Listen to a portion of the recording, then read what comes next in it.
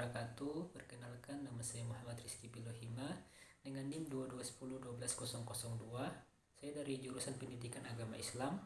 Maksud dan tujuan saya membuat video ini untuk memenuhi tugas mata kuliah evaluasi pembelajaran pada materi pertemuan keempat, yaitu mengenai konsep dan penerapan penilaian autentik.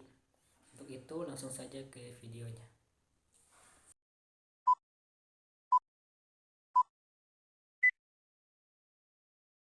A few moments later.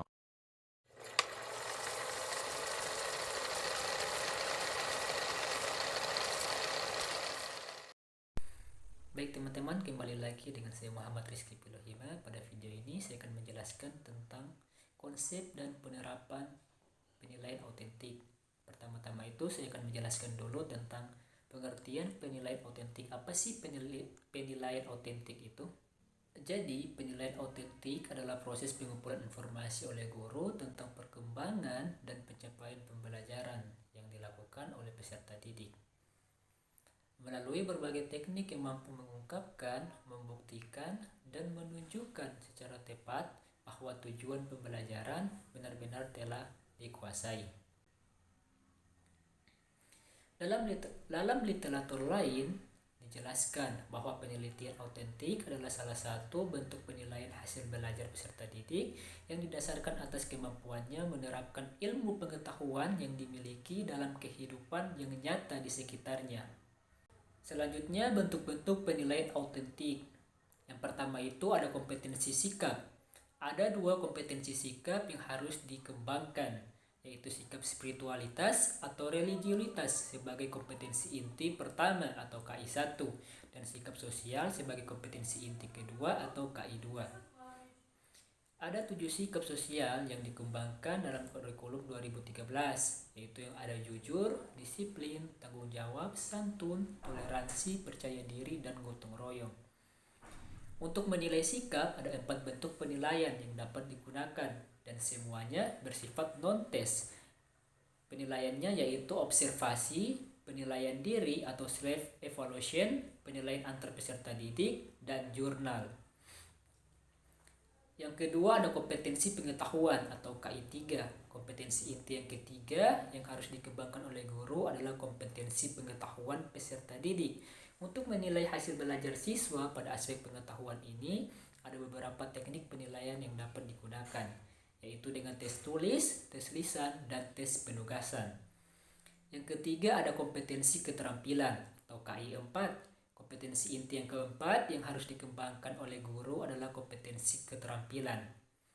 Ada beberapa teknik penilaian kompetensi keterampilan yang dapat dilakukan, yaitu dengan tes praktik, mengerjakan proyek, dan penilaian portofolio dengan instrumen penilaian daftar cek atau checklist, dan skala penilaian dan serta rubrik. Selanjutnya itu tentang penilaian berorientasi pada HOTS. HOTS merupakan instrumen pengukuran yang digunakan untuk mengukur kemampuan berpikir tingkat tinggi, yaitu kemampuan berpikir yang tidak hanya sekedar mengingat dan menyatakan kembali ataupun merujuk tanpa melakukan pengolahan. Soal-soal HOTS pada konteks assessment mengukur kemampuan transfer satu konsep ke konsep lainnya, memproses dan menerapkan informasi, mencari kaitan dari berbagai informasi yang berbeda-beda, serta menggunakan informasi untuk menyelesaikan masalah dan menelaah ide dan informasi secara kritis. Selanjutnya bagian terakhir yaitu tentang penyusunan instrumen penilaian. Yang pertama itu ada pada penilaian kognitif.